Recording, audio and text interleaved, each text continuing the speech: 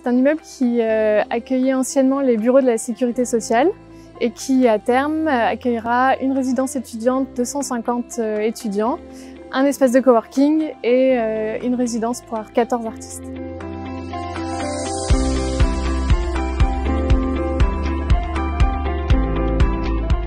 Le projet démarre d'une volonté de la ville qui a voulu préserver ce patrimoine et le confier à un bailleur social plutôt que le mettre en vente et le démolir. Et il a commencé en 2014, donc avec l'acte de vente qui a été négocié entre l'État, la RIVP et avec l'appui de la ville. La façade était inscrite dans le PLU comme façade remarquable, un patrimoine du XXe siècle. À partir du moment où la ville a souhaité confier l'opération à un bailleur social, il y avait cette volonté de conserver cet immeuble dans Paris intramuros.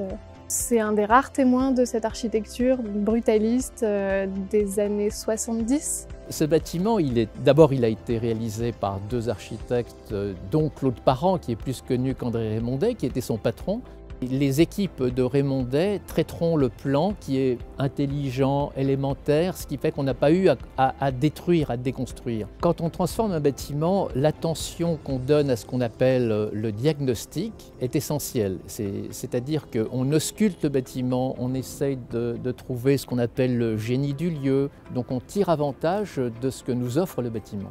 Et c'est vraiment assez démonstrateur, ce bâtiment, du fait qu'il ne faut plus détruire. Enfin, il faut conserver les bâtiments, les redécouvrir, les réinitialiser, bien entendu aux normes.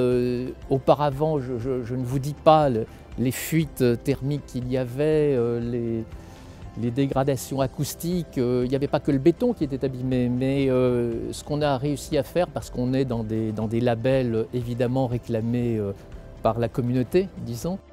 Un bâtiment comme celui-ci, ce ne serait pas le cas, j'espère, mais il pourrait très bien être isolé par l'extérieur.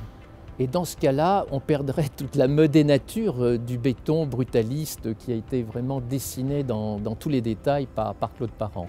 Donc déjà, l'isolation s'est faite à l'intérieur. Les qualifications nous orientent à choisir des matériaux, mais on le fait sur tous les projets de canal. Par exemple, au sol, ça n'est pas du PVC, mais c'est du lino. On a des fibres végétales. Les faux plafonds acoustiques, c'est de la paille de bois. Elle est recyclée. On est habitat environnement, on est Cercal. Et il est assez exemplaire de ce point de vue-là. On peut dire que sur un certain nombre d'éléments composants intérieurs, nous avons été attentionnés à leur source, mais également, il ne faut pas s'en priver, à une certaine esthétique plutôt plaisante pour faire que ce ne soit pas traduit comme un logement dit social, mais c'est un logement tout simplement qui a quelques qualités d'habitabilité, d'usage qui correspondent au public, à la fois artistes, parce qu'il y a des ateliers d'artistes, mais aussi les étudiants, mais aussi les jeunes travailleurs. Toute la réversibilité de l'opération réside en fait dans le fait que ce sont des plateaux de bureaux et où tous les éléments techniques étaient à l'intérieur, au centre, et donc on a pu reporter les logements sur la façade, et donc là où il y a la lumière.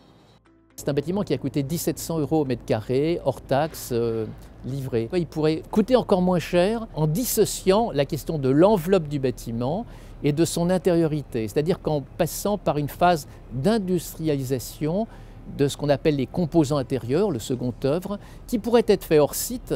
On se préoccupe de l'enveloppe du bâtiment, on fabrique hors site et donc on n'encombre pas le chantier, tous les éléments de l'intérieur, et à un moment on les associe, comme ça on gagne non seulement du temps, mais également des coûts. C'est vraiment une opération exemplaire puisqu'on est sur une transformation, mais en même temps qu'on a voulu conserver ce patrimoine et lui faire honneur.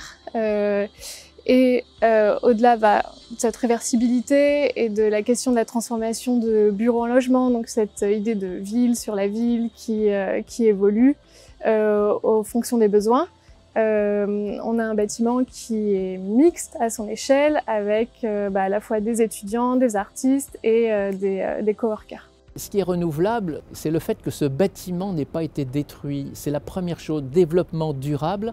Ce bâtiment va encore durer quelques décennies. Il a 50 ans, il peut encore durer 50 ans.